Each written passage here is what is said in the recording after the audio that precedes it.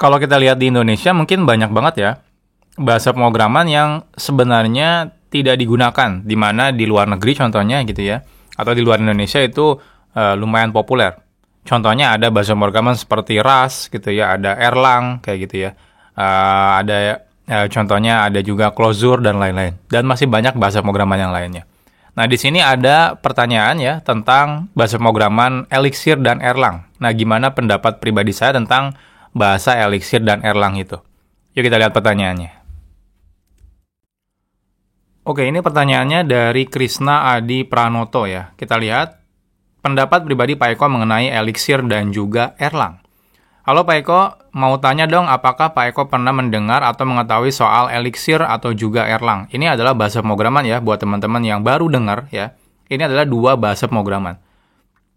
Jikalau sudah, apakah bisa memberikan pendapatnya? Jikalau belum, apakah bisa Pak Eko cari tahu dan bahas menurut pandangan pribadi Pak Eko terkait Elixir dan juga Erlang ini bagaimana dari sisi fitur dan kelengkapan sebagai bahasa.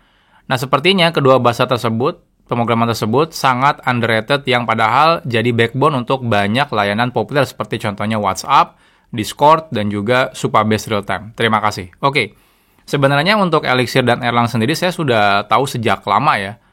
Cuma memang saya nggak pernah pakai. Kenapa? Karena memang sampai saat ini saya belum ada kebutuhan menggunakan Elixir dan juga Erlang. Nah, buat teman-teman yang pengen tahu, Elixir atau juga Erlang itu populer banget di perusahaan-perusahaan yang mereka punya teknologi atau aplikasi messaging. Contohnya kayak WhatsApp gitu ya, Discord, dan contohnya di sini Supabase Realtime mungkin. Jadi yang konsepnya banyak menggunakan fitur messaging. Nah pertanyaannya, loh kok kenapa? Apakah teknologi yang lain itu tidak bagus kayak gitu ya? Nah bukan, karena memang Elixir dan juga Erlang sejak awal di develop ya, terutama Elixir ya, terutama Erlang ya, nanti saya jelasin Elixir itu apa. Terutama Erlang, itu memang kalau tidak salah ya, correct me if I'm wrong, di awal itu justru Erlang itu memang di develop untuk perusahaan-perusahaan telco, di mana dia kayak buat ngirim SMS dan lain-lain. Itu kan butuh sistemnya tuh messaging. Messaging itu artinya kayak kita kirim bodo amat gitu ya. Message-nya kapan keterimanya gitu ya. Yang penting kirim dulu aja. Makanya konsepnya adalah messaging. Nah, praktek seperti ini mungkin tidak semua cocok. Nanti kita jelaskan lebih detailnya. Makanya kalau teman-teman perhatikan kenapa di WhatsApp, di Discord itu banyak digunakan karena mereka konsepnya hampir mirip ya. Kayak kita ngirim SMS. Jadi makanya sangat populer. Oke, kita lihat nih. Jadi Erlang ya itu adalah salah satu bahasa pemrograman yang sebenarnya udah lama banget, dan ini memang kalau teman-teman perhatikan memang dari awal ya, kalau teman-teman baca ininya cara penggunaannya itu sebenarnya sama aja sih. Kalau bahasa pemrograman itu kan lebih ke gimana orangnya aja, lebih suka yang mana atau yang mana gitu ya. Ada yang suka bahkan yang sederhana kayak Golang, ada yang kompleks karena kayak Java gitu ya. Nah Erlang ini, dia itu masalahnya paradigma pemrogramannya itu menggunakan functional programming. Jadi kadang-kadang kalau orang-orang yang belajar dari OOP itu tidak gampang, contohnya tidak mudah familiar. Jadi perlu perubahan paradigma dulu. Nah, jadi di awal biasanya untuk belajarnya lebih sulit ya kalau kita sudah terbiasa menggunakan object oriented. Nah, sebenarnya salah satu keunggulan dari Erlang itu adalah ini nih sebenarnya ya. Nah, concurrency modelnya. Nanti saya jelasin. Nah, kalau teman-teman perhatikan di bahasa pemrograman seperti contohnya Java, itu dia punya trading model ya. Jadi untuk concurrency-nya mereka menggunakan basisnya thread. Nah, contohnya kalau di Golang, dia ada yang namanya goroutine ya. Nah, jadi concurrency modelnya mereka adopsi yang goroutine. Nah, contohnya kalau yang di Kotlin juga ada coroutine ya, mirip sama kayak goroutine. Nah, Erlang ini konsep concurrency-nya mereka mengadopsi yang namanya aktor model. Dan ini menjadi salah satu yang menjadi perbedaan di antara semua teknologi, contohnya kayak Java, Golang gitu ya, Rust dan lain-lain. Nah, tapi bukan berarti concurrency model ini tidak bisa diimplementasikan di tempat lain gitu ya. Tapi memang Erlang sejak awal ya di develop itu memang paradigma concurrency-nya menggunakan aktor model. Nah, concurrency aktor model itu cocok banget gitu ya, diimplementasikan untuk yang distributed application, terutama yang butuh konsep-konsep messaging Seperti contohnya aplikasi chatting. Nah, sekarang pertanyaannya, gimana dengan Elixir? Erlang, kalau teman-teman perhatikan, ini kode Erlang gitu ya. Kode Erlang itu nggak developer friendly awalnya gitu ya. Jadi kalau teman-teman perhatikan, itu kodenya tuh ya lihat kayak gini. Jadi kalau kata orang itu kadang-kadang ngetiknya bisa keriting gitu ya. Banyak banget ya, kurung buka kurung tutup gitu ya. Kurung kotak kayak gini, habis itu kurung kurawal gitu ya, dan lain-lain. Jadi ini ribet banget. Kenapa? Karena dia memang basisnya adalah functional programming. Jadi seperti itu. Jadi karena seperti ini, jadi kadang-kadang orang agak malas belajarnya. Nah, terus karena banyak orang yang kayak gitu akhirnya ya. Jadi malas gitu ya belajarnya, karena kayaknya ini banget lah, ribet banget kalau kita coding pakai Erlang. Nah, akhirnya adalah komunitas yang mengembangkan bahasa pemrograman yang namanya Elixir. Nah, Elixir sendiri sebenarnya dia itu ketika dikompil bahasa pemrogramannya, dia hasilnya itu dikompilnya menjadi binary file-nya Erlang. Jadi seakan-akan kita pakai teknologi Erlang, tapi kita nggak mau coding Erlang. Jadi simpelnya kayak gini, kita kan sering nih, contohnya sekarang deh yang populer ya, contohnya orang tuh males pakai Java. Jadi orang males pakai Java. Nah, untungnya ada bahasa pemrograman ya yang pakai ekosistem Java namanya Kotlin. Dan ini lebih developer friendly kayak gitu. Nah, jadi contohnya kayak gitu. Nah, jadi walaupun nanti dia akan di compile-nya jadinya hasilnya adalah JVM binary file gitu ya. Nah, tapi kita nggak perlu coding Java lagi. Jadi kita langsung dari Kotlin itu langsung coding Kotlin dan hasilnya adalah JVM binary file. Jadi kita nggak perlu coding Java lagi. Nah, termasuk juga sama ya Elixir. Nah, ini juga Erlang contohnya ya. Itu ketika di-compile jadinya anggap aja jadi native binary ya. Jadi di sini jadi binary file-nya. Nah, cuma problemnya karena coding Erlang-nya itu ribet ya. Nah, akhirnya orang develop ya teknologi atau bahasa pemrograman baru namanya Elixir. Nah, hasilnya sama. Nanti dia bisa hasil akhirnya adalah jadi binary file Erlang. Nah, keuntungannya adalah kenapa kita nggak pakai langsung Erlang aja atau pakai bahasa pemrograman yang lain? Keuntungannya adalah dengan kita pakai Elixir, kita bisa pakai ekosistem dari si Erlang-nya. Jadi library Erlang bisa kita pakai, framework Erlang bisa kita pakai, dan lain-lain. Nah, termasuk kan kayak gini, Kotlin. Nah, ketika kita gunakan Kotlin, itu semua library Java bisa kita pakai, semua framework Java juga bisa kita pakai, tapi kita nggak harus coding Java. Ya, walaupun idealnya gitu ya, teman-teman kalau bisa sih ngerti Java-nya gitu ya. Karena kan kadang-kadang library-nya dibikin pakai Java. Jadi kalau kita mau lihat kode Java-nya, kode library-nya, ya bagusnya kita ngerti Java. Termasuk ini, kalau kita mau pakai Elixir, ya idealnya sedikit banyaknya teman-teman kalau bisa ngerti Erlang-nya. Jadi kalau misalnya kita butuh nanti library Erlang-nya, kita bisa tahu itu kodenya ngapain. Ya, kalau kita nggak ngerti sama sekali itu bahaya. Nanti kita cuma bisa coding Elixir, tapi kita nggak tahu kode Erlang-nya itu kayak gimana jalannya. Nah, apakah ini sama kayak TypeScript? Nah, TypeScript beda. Kalau TypeScript itu dia dikompil jadi JavaScript ya. Jadi bukan jadi ininya. Jadi kalau misalnya ini TypeScript. Nah, ini adalah JavaScript. Nah, ini mungkin nanti JavaScript itu kan memang tidak bisa dikompil jadi native ya. Jadi dia pakai runtime untuk jalaninnya. Nah, jadi nanti kalau JavaScript kan dia dijalanin pakai runtime. Nah, kalau TypeScript itu dia tuh sebenarnya ditranspile ya, lebih tepatnya. Dari TypeScript menjadi JavaScript. Jadi agak beda ya. Jadi jangan disamain. Nah, kalau yang Kotlin jadi kayak gini, kalau Elixir kayak gini langsung. Jadi kita nggak perlu dari Elixir itu dikompil jadi Erlang, dikompil lagi jadi binary-nya nggak. Nah, sama kayak ini. Nah, jadi itu. Jadi kalau teman-teman nanti sudah belajar Erlang, contohnya, wah ini makin lama makin keriting aja nih tangan gitu ya. Makin malas gitu ya. Nah, teman-teman bisa coba yang Elixir. Elixir itu kalau diperhatikan bahasanya itu mirip kayak Ruby ya. Nah, coba ini learning. Mana ya? Oh, guides nih kayaknya. Jadi, populernya dulu justru Elixir itu di komunitas Ruby ya, dulu ya. Dan dia kayaknya banyak banget terinspirasi dari pemrograman Ruby. Nah, karena Ruby itu terkenal dengan developer friendly ya kodenya. Nah, jadi akhirnya diadopsi lah hampir mirip ya, bahasanya kayak Ruby. Jadi harusnya kalau teman-teman pakai Elixir itu lebih gampang dibaca dibanding teman-teman langsung menggunakan Erlang.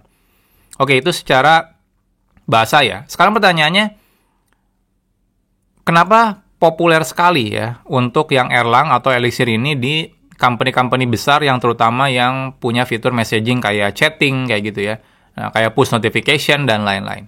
Nah, salah satunya adalah pembedanya dia punya yang namanya aktor model. Nah, jadi concurrency-nya kalau kita perhatikan contohnya di Java itu kan concurrency modelnya dia pakai teknologi contohnya kayak ini ya. Dia basisnya thread. Atau yang baru itu ada yang namanya virtual thread, kayak gitu. Nah, contohnya kalau yang Go, kita bahas yang Go contohnya. Go itu misal aja dia punya Goroutine ya. Nah, seperti ini. Ya, jadi ini like white thread lah istilahnya itu. Jadi atau ada yang bilang green thread lah. Jadi lebih simple. Nah, ada yang kayak gini. Nah, biasanya tiap teknologi itu dia punya concurrency model masing-masing gitu ya. Nah, kalau Erlang sama Elixir, dia by default, dia menggunakan yang namanya aktor model. Nah, mungkin teman-teman di sini ada yang baru dengar ya. Nah, saya juga dulu pertama kali, saya sempat menggunakan aktor model sekitar tahun 2015-16 kayaknya. Cuma saya nggak pakai Erlang ya, saya pakai bahasa pemrograman Scala waktu itu. Nah, tapi Scala itu untuk aktor modelnya sama, terinspirasi dari Erlang dan juga Elixir. Nah, tapi saya waktu itu menggunakan Scala karena memang ekosistemnya menggunakan Java. Nah, tapi saya sendiri nggak menggunakan Erlang atau Elixir. Nah, tapi konsepnya harusnya sama aja ya, karena dia adalah paradigma yang sama, yaitu aktor model. Oke, pertanyaannya, maksudnya gimana nih aktor model ini? Kalau teman-teman perhatikan ya, nah saya buka di sini. Nah, ini adalah concurrency untuk Elixir School di sini. One of the selling point of Elixir, it is support for concurrency. Ya, thanks to the Erlang VM, ya, atau namanya BIM, concurrency in Elixir is easier than expected. The concurrency model relies on actors. Nah, seperti ini. Jadi dia tergantung ke actors, ya. Nah, a contained call process that communicates with each other, ya, process through message passing. Jadi simpelnya kayak gini. Kalau kita misalnya pakai thread misalnya, kita kan bikin ya kalau kita mau ngerunning proses yang asinkronus contohnya atau paralel, kita jalanin thread. Nah, kalau prosesnya udah selesai, threadnya udah mati gitu ya. Nah, habis itu misalnya kalau Goroutine juga sama. Saat kita butuh proses yang asinkronus atau teman-teman mau jalanin paralel, ya teman-teman atau concurrent, ya teman-teman running Goroutine, simple. Nah, kalau ini enggak. Kalau misalnya Elixir itu basisnya adalah aktor model. Aktor model itu seperti kayak di diagram sequence aja. Jadi ada aktor. Aktor tuh kayak proses kecil yang jalan sendiri-sendiri. Jadi saat nanti kita jalankan aplikasi kita di Elixir atau Erlang, kita bisa running beberapa aktor. Jadi kita bilangnya itu aktor, bukan thread, bukan juga bukan like white thread gitu ya, bukan atau virtual thread, bukan, tapi itu adalah aktor. Nah, nanti komunikasi antar aktor ini itu menggunakan messaging. Nah, jadi dia menggunakan message passing. Jadi mirip kayak teman-teman mau ngirim data menggunakan RabbitMQ atau Kafka. Itu kan kita ngirim ke Kafka, habis itu nanti diterima sama konsumernya. Nah, anggap aja produser sama konsumer itu adalah si aktornya. Nah, tapi kita nggak perlu lagi si message broker. Teman-teman bisa di dalamnya. Nah, bahkan yang paling bagus itu dia bisa distributed. Nanti kita gambarkan kalau teman-teman pengen lebih kebayang ya. Oke, jadi misalnya kita punya satu server di sini ya. Saya bikin satu server di sini. Ini aplikasi kita misalnya app kita yang nomor 1. App nomor 1 kita. Nah, saat kita aplikasinya running, itu kita bisa running aktor. Contohnya saya pengen ini aktor pertama gitu ya. Aktor A, ini aktor B, ini aktor C, ini aktor D. Misalnya kayak gitu. Nah, ketika request masuk contohnya, yang boleh menerima request contohnya aktor A aja contohnya. Jadi dia yang menerima requestnya. Nah, nanti aktor A itu akan ngirim gitu ya, menerima request di sini. Nah, nanti contohnya kita udah tahu nih aktor B itu untuk melakukan apa, contohnya koneksi ke database atau ngekalkulasi API mana dan lain-lain. Aktor C untuk apa, aktor D untuk apa. Nanti si aktornya ini akan mengirimkan data ke contohnya, saya cuma tugasnya menerima request saja. Nanti datanya akan saya kirim ke aktor B. Nah, tapi proses ini, dia itu asinkronus. Nah, itu yang paradigmanya yang agak sedikit dirubah. Kadang-kadang kalau kita pakai thread atau Goroutine, kita kan ada, contohnya kalau komunikasi antar Goroutine itu ada yang namanya channel. Kalau komunikasi antar thread, teman-teman bikin satu tempat lagi contohnya ya.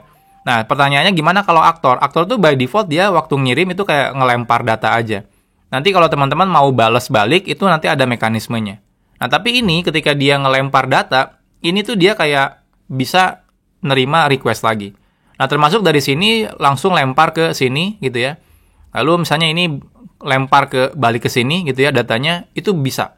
Atau tiba-tiba ada request, tiba-tiba oke saya butuh bikin aktor baru, lalu dia spawn aktor baru, itu juga bisa.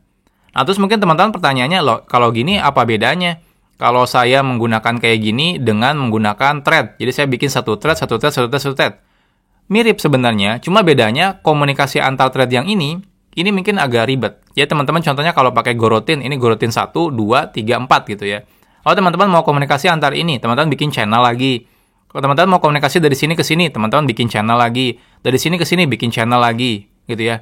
Kalau ini bolak-balik gitu ya, nanti channelnya harus bisa bolak-balik.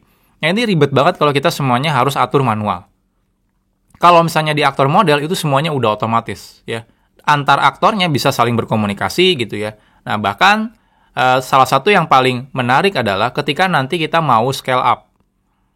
Contohnya kayak gini. Pernah nggak teman-teman mikir gimana caranya ya kalau saya aplikasinya contohnya WebSocket contohnya. Contohnya ini WebSocket ya. Kita punya 2 server gitu ya. Nah lalu contohnya WebSocket itu kan dia live ya koneksinya. Kalau misalnya di sini saya ada aplikasi kliennya A contohnya ya. Ketika connect WebSocket itu connect-nya misalnya ke server ini. Nah lalu saya bikin di sini objek WebSocket-nya. Nah tiba-tiba dia disconnect gitu ya. Nah, ketika disconnect, lalu dia ternyata connect-nya ke sini. Artinya yang di sini kan nggak kepake nih. Artinya saya harus bikin lagi yang di sini. Akhirnya ini nggak kepake, nunggu expire dan sebagainya. Nah, bayangkan kalau kita bisa menggunakan aktor model, contohnya ya, simpelnya adalah, nanti kan di depan itu ada yang melakukan routing ya, menerima request-nya. Nah, tapi sebenarnya, semua request yang dikirim oleh si A ini, saya akan buatkan otomatis. Contohnya di sini usernya adalah Eko. Ya. Nah, ketika saya tahu, ini usernya Eko, maka saya akan buatkan langsung aktor khusus untuk menangani Eko. Jadi, di sini adalah aktor Eko, kayak gitu. Jadi, nanti semua request yang Eko itu sebenarnya di-handle sama ini. Nah, sekarang pertanyaannya, gimana kalau dia tiba-tiba disconnect, lalu tiba-tiba dia pindah ke sini? Nah, aktor gitu ya, enaknya itu dia itu terhubung antar semua. Kalau kita contohnya di aplikasinya ya, aplikasi kita contohnya aplikasi messaging. Ini kan satu aplikasi nih. Nah, walaupun ada 2 server atau ada 3 server, maka semuanya akan saling terkoneksi. Kalau teman-teman perhatikan di sini mana ya?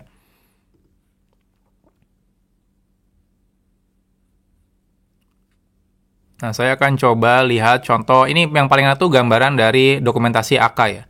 Nah, kalau teman-teman perhatikan di sini, nah, jadi kita punya aktor ngirim data, nanti dia bisa balas kapanpun. Nah, gimana kalau misalnya dia multi ini ya? Nah, kayak gini. Ini bisa multi, ini ada contoh gambar yang ini nggak ya? Saya kayaknya tadi lihat deh. Coba saya buka lagi aktor model ya. Saya sempat lihat yang dokumentasinya lumayan bagus. Nah, ini nih. Nah, kayak gini. Jadi aktor itu dia bisa saling terkomunikasi antar aktor walaupun berbeda node. Jadi itu salah satu keuntungan kita menggunakan aktor model dan kita nggak perlu pusing. Gimana cara komunikasi interaksi antar si aktornya itu sudah dihandle semuanya oleh si aktor model ini. Kalau teman-teman pakai Elixir atau Erlang itu sudah dihandle. Kalau teman-teman pakai AK contohnya itu juga sudah dihandle. Nah, jadi bayangkan aja. Jadi, ternyata Eko itu ada di server ini, maka dia yang akan ngirim ke server di sini. Kayak gitu. Lalu contohnya tiba-tiba yang ada yang connect lagi, contohnya gitu ya, namanya Budi gitu ya. Nah, tiba-tiba Budi ini ke sini gitu ya, connect-nya. Nah, tiba-tiba misal aja, Budi ini contohnya ya, kita di sini udah penuh nih aktornya. Contohnya memorinya udah penuh. Kita akan buatkan aktor di tempat lain. Aktornya di sini. Jadi di sini aktor Budi misalnya. Nah, maka yang walaupun dia connect ke server ini, dia akan dikonekkan ke server ini. Jadi skalabilitasnya tuh simple banget. Jadi ketika teman-teman bikin, kita kurang nih, ya udah tinggal tambahin server lagi gitu ya. Nanti aktornya bisa dibikin di sini otomatis. Nah, ketika tiba-tiba contohnya ini ada request ke sini, aktornya butuh di sini, ya dia akan kirim datanya ke sini. Nah, ketika contohnya saya mau chattingan antara si Budi dan juga si Eko, maka saya bisa kirim ke aktornya Eko dari sini otomatis ke sini. Ya, jadi ini bisa bolak-balik kayak gitu. Nah, jadi bayangin sesimpel kayak gitu. Jadi teman-teman kayak nggak perlu mikirin lagi ini ada aktornya tuh ada di posisi mana gitu ya, ada di mana, itu nggak perlu pusing. Yang penting teman-teman, oke saya pengen kirimkan ke aktor Eko. Aktornya ada di komputer saya, ataupun di komputer di server yang berbeda gitu ya, ataupun dia pindah-pindah, itu nggak peduli. Semua dihandle oleh si Erlang atau juga AK library-nya yang punya bawaan dari Scala, contohnya kayak gitu. Nah, itulah dulu makanya saya sempat pakai yang AK itu. Karena saya nggak perlu pusing lagi gitu ya. Nah, jadi saya bisa pakai sesimpel itu. Jadi bayangkan proses asinkronusnya contohnya. Jadi contohnya teman-teman bisa bikin satu server. Misal aja ya, bayangkan kayak gini nih. Teman-teman punya aplikasi yang harus generate report. Sedangkan report itu berat gitu ya. Nah, lalu aplikasi itu gabung misalnya dengan aplikasi, contohnya aplikasi yang toko online kah dan lain-lain. Bayangkan ketika ada orang yang generate report, tiba-tiba server yang dipakai itu ngehang. Ya, karena saking beratnya. Nah, dibanding kayak gitu, kita bisa siapkan satu server yang speknya lebih tinggi gitu ya. Nah, nanti semua aktor yang untuk mengenerate report, itu kita simpennya di sini. Jadi ini adalah report, contohnya report aktor. Ya. Jadi ketika nanti ada orang yang request, contohnya di sini ada Rani contohnya ya, dia mau request, oke saya pengen dong dibikinin report untuk bulan ini. Requestnya ke server ini. Nah, tapi yang mengerjakannya bukan server ini. Tapi bisa ditujukan ke aktor yang di sini. Jadi otomatis nanti datanya akan dikirim ke sini, di sini di-generate-nya, setelah selesai, nanti baru dibalas reportnya balik lagi ke sini. Jadi bayangkan sesimpel kayak gitu. Jadi kita bisa menentukan aktor ini mau ada di mana. Oh, kalau kita kepengen, jenis aktor ini tuh berat nih, kita pengen pisahkan ke tempat lain, itu bisa sesimpel kayak gitu. Jadi ini lebih advance lagi dibanding thread dan juga dibandingkan kayak goroutine kayak gitu. Kalau goroutine ketika teman-teman running di sini, maka goroutine-nya kan running di sini. Nggak bisa tuh goroutine-nya running di sini. Bisa nggak? Ya bisa aja. Paling teman-teman di sini manggil API lagi ke sini. Itu ribet sebenarnya. Nah, kalau aktor itu bebas. Jadi teman-teman bisa tentukan nanti aktor ini mau jalan di mana gitu ya. Nanti, jadi kalau misalnya nanti kita ada kebutuhan untuk scale lebih gede lagi si sistemnya, nah itu otomatis lebih gampang. Nah, teman-teman kalau misalnya pengen belajar dulu, teman-teman bisa baca library untuk AK ya. Jadi AK di sini konsep si aktornya teman-teman bisa belajar. Jadi ini adalah aktor model. Jadi aktor model itu bukan konsep yang dimiliki oleh Elixir atau juga Erlang ya, tapi ini memang konsep di komputer ya, di teknologi ya. Jadi ini adalah aktor model. Jadi ini memang sudah ada konsepnya. Dan teman-teman nggak perlu bingung, wah kalau gitu saya kalau pengen bikin kayak advance kayak tadi, kayak diagram ini, saya harus pakai Erlang dong. Untungnya, enggak. Teman-teman bisa buka contohnya di sini ada awesome aktor. Nah, di sini dibilangin ya, jadi ini adalah awesome aktor model. Jadi teman-teman bisa pakai library tergantung bahasa pemrogramannya. Contohnya di sini ada Actix ya, untuk Rust. Jadi kalau teman-teman pakai Rust, teman-teman bisa pakai library-nya Actix. Lalu ada AK. Ya, kalau teman-teman pakai JVM, Java, Kotlin, Scala, ada AK.NET kalau teman-teman pakai .NET ya. Dan masih banyak yang lainnya nih, teman-teman bisa baca. Ada Python juga gitu ya, dan yang lain-lain. Nah, harusnya sih di teknologi yang lain mungkin kayak Golang dan lainnya juga harusnya ada. Teman-teman tinggal cari aja library-nya. Jadi ini memang konsep yang bisa teman-teman implementasikan di semua teknologi. Nah, jadi seperti itu ya. Nah, di sini kalau kita lihat lagi, nah ini contohnya. Jadi cara komunikasinya itu simple ya. Jadi kayak orang balas-balasan aja. Namanya juga aktor ya. Aktor itu kayak orang aja. Jadi kalau saya nerima request-nya, saya cuma petugasnya nerima request. Kalau saya mau ngeproses datanya, ya saya kirimkan ke aktor yang lain. Contohnya ke aktor yang ini. Nah, kayak gitu. Jadi contohnya di sini kirim ya. Makanya isinya kayak messaging aja ya. Jadi kayak di sini saya nerima data. Nah, di sini saya mau reply lagi. Contohnya dengan balasannya apa kayak gitu. Nanti otomatis ini dapat message dengan isi balasan kayak gini. Nah, ini lebih kompleks contohnya gitu ya. Nah, kayak gini. Nah, atau ada juga nggak? Nah, ini yang lebih kompleks lagi. Jadi ini ada utamanya contohnya yang nerima request. Ini adalah chat room-nya contohnya. Nah, ini adalah session-nya tiap user contohnya. Jadi ini chat room-nya. Jadi dia akan kirim ke chat room dulu. Nanti chat room-nya di-tag contohnya. Sudah ada aktor milik si Eko belum? Kalau belum, nanti dia akan spawn. Spawn itu berarti bikin aktor baru. Jadi boleh. oh ya udah bikin aktor baru. Jadi nggak harus di awal dibikin aktornya. Jadi bayangkan kalau tiba kita punya 1 juta user, kan nggak mungkin kita bikin 1 juta aktor ya. Kita akan bikin aktor yang kalau ketika orangnya login atau online aja. Kalau nggak online ya nggak usah dibikin. Jadi kita bisa spawn aktor baru ya. Nanti dia tiap ada chatting, kita kirim ke aktor yang milik si usernya. Contohnya kayak gitu. Nah, jadi ini banyak ya. Termasuk yang konsep cluster ya. Yang kayak tadi saya bilangin yang ada nggak ya di sini? Cluster. Nah,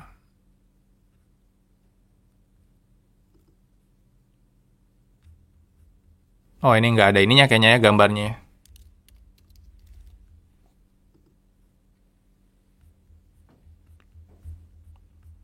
Nggak ada gambarnya kayaknya. Nah, tapi intinya kayak tadi. Jadi kalau misalnya teman-teman, oke saya mau spawnnya pengen di server yang beda, itu juga bisa menggunakan yang clusternya. Jadi, bayangin ya. Jadi seakan-akan kita prosesnya itu kayak proses yang benar-benar kita bisa tentukan, oh saya mau kirimnya ke proses yang echo, proses yang body, proses yang report, kayak gitu. Jadi, kalau kita bikin thread manual itu ribet ya. Kita harus bikin thread yang echo, thread yang body. Kalau saya mau ngirim ke thread yang body, harus kirim. Kita harus tahu gitu ya. Nah, ternyata thread body itu ada di server yang sebelah. Nah, itu gimana caranya? Saya mau ngirimnya. Ribet lagi. Nah, kalau misalnya kita tidak menggunakan aktor model, teman-teman untuk jembatan antar servernya, teman-teman mungkin butuh bantuan. Kayak contohnya pakai message broker, kayak gitu. Dan itu ribet juga. Kalau message broker itu kadang-kadang dia nggak bisa bolak-balik ya. Contohnya kayak gini nih. Rani request report, dikirim ke report, hasilnya dibalikin. Nah, itu kadang-kadang nggak bisa sesimpel kayak gitu. Nah, maka dari itu, aktor model itu banyak digunakan di messaging. Nah, tapi sebenarnya nggak harus di messaging. Teman-teman kalau misalnya pakai di teknologi yang bukan messaging juga itu bisa. Cuma memang ya, paradigma aktor ini memang kadang-kadang lebih kompleks dibanding paradigma yang thread atau juga kayak goroutine kayak tadi. Nah, sekarang pilihan saya gimana? Untuk saat ini memang kebetulan saya belum butuh pakai teknologi secanggih ini gitu ya di tempat kerjaan gitu ya. Apalagi kalau misalnya aplikasinya, contohnya kita, kan di tempat Kang Eko misalnya udah ada messaging juga, kayak contohnya chatting antara customer dan juga seller, ya. Tapi karena perusahaan tempat saya kerja bukan perusahaan yang develop messaging ya, artinya contohnya toko online, jadi saya nggak perlu bikin core messaging juga, saya bisa pakai platform yang sudah ada, contohnya pakai Firebase contohnya gitu ya. Jadi teman-teman baik lagi aja. Kalau teman-teman misalnya kerja memang di perusahaan, contohnya kayak Discord atau WhatsApp, mungkin cocok banget ketika teman-teman adopsi teknologi-teknologi yang pakai concurrency modelnya kayak aktor ini. Jadi contohnya kayak Erlang, Elixir, atau juga yang Scala. Nah, jadi baik lagi ya, tergantung kebutuhan teman-teman.